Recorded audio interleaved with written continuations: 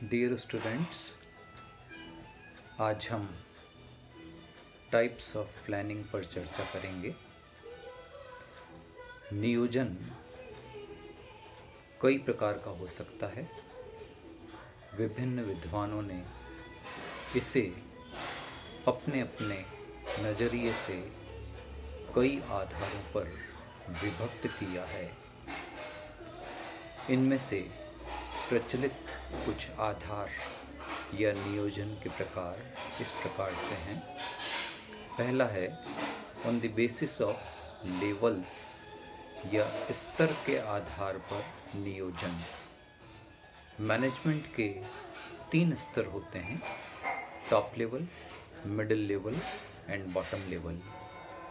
जो योजना top level यानी कि उच्च स्तरीय प्रबंध के लिए बनाई जाए इसे टॉप लेवल प्लानिंग कहेंगे।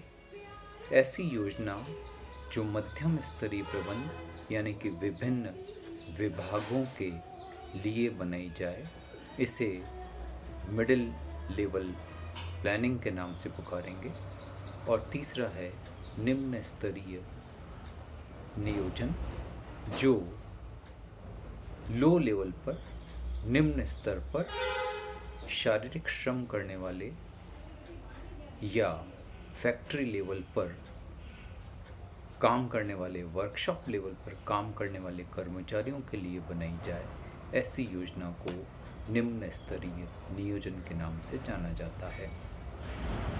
दूसरा वर्गीकरण है on the basis of period या कार्य अवधि के आधार पर नियोजन। इस आधार पर नियोजन 3 प्रकार का हो सकता है। पहला लॉन्ग टर्म प्लानिंग, दीर्घकालीन नियोजन। प्रायः 5 वर्ष से 15 वर्ष के बीच के समय को आज के समय में दीर्घकालीन नियोजन माना जाता है। इस अवधि के लिए किया गया नियोजन लॉन्ग टर्म प्लानिंग है। दूसरा है मध्यमकालीन या मीडियम टाइम पीरियड प्लानिंग। जो नियोजन 3 से 5 वर्ष का होता है इसे मध्यमकालीन नियोजन के नाम से जाना जाता है। और इसी तरह से शॉर्ट टर्म प्लानिंग या अल्पकालीन नियोजन, ऐसा नियोजन जो 1 वर्ष के आसपास की अवधि के लिए होता है, इसे अल्पकालीन नियोजन के नाम से जाना जाता है। तीसरा वर्गीकरण का आधार है on the basis of scope, क्षेत्र के आधार पर नियोजन। किसी योजना के कार्यक्षेत्र को ध्यान में रखते हुए योजनाओं को 2 भागों में विभक्त किया जा सकता है। पहला ओवरऑल प्लानिंग या केंद्रीय या समग्र नियोजन, जो संपूर्ण संस्था के लिए उच्च से निम्न स्तर तक के लिए बनाई जाए। ऐसी योजना को हम केंद्रीय या समग्र या ओवरऑल प्लानिंग के नाम से पुकारेंगे। दूसरा है फंक्शनल और डिपार्टमेंटल प्लानिंग, यानी कि किसी विशेष विभाग के लिए या विशिष्ट कार्यों के लिए जो योजना बनाई जाए, विशिष्ट उद्देश्यों के लिए जिसका निर्माण किया जाए, इन्हें हम डिपार्टमेंटल या फंक्शनल प्लानिंग के नाम से पुकारेंगे। अगला आधार है on the basis of importance या महत्व के आधार पर वर्गीकरण। एक योजना अपने महत्व के आधार पर 2 प्रकार की हो सकती है। पहली व्यूह रचनात्मक यानी कि स्ट्रेटेजिक प्लानिंग। ये ऐसी योजना होती है जिसे किसी खास परिस्थिति में अपने कॉम्पिटिटर्स के एक्शन को ध्यान में रखते हुए बनाया जाता है, ताकि हम कंपटीशन में अपने प्रतिस्पर्धियों से आगे निकल सकें और अपने लक्ष्यों को प्राप्त कर सकें। दूसरा है कार्यकारी नियोजन या फंक्शनल प्लानिंग, जो दैनिक कार्यों को संपन्न करने के लिए योजनाएं बनाई जाती है। इन्हें कार्यकारी या फंक्शनल प्लानिंग के नाम से पुकारा जाता है। अगला वर्गीकरण है on the basis of stability and utility. इसे हम on the basis of nature भी कह सकते हैं कि योजना की प्रकृति या स्थिरता या उपयोगिता के आधार पर वर्गीकरण। इस आधार पर योजनाएं 3 प्रकार की हो सकती है। पहली स्थायी एवं आवर्ती।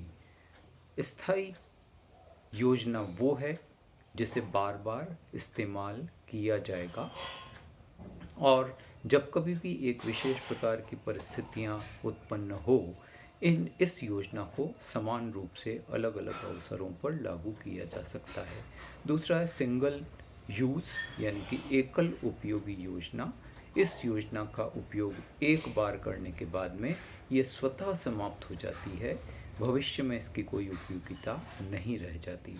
और तीसरा है प्रोजेक्ट प्लानिंग यानी कि परियोजना नियोजन, अर्थात किसी विशेष प्रोजेक्ट को पूरा करने के लिए अगर कोई योजना बनाई जाए तो इसे प्रोजेक्ट प्लानिंग कहते हैं।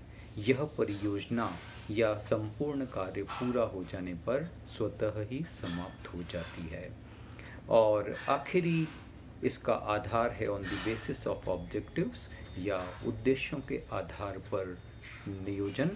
इसमें पहला है नवाचारी या इनोवेटिव प्लानिंग, जो किसी नई चीज़, नई परिस्थिति, नए रूप में किसी चीज़ के उपयोग के लिए बनाई जाए, इसे इनोवेटिव प्लानिंग कहेंगे।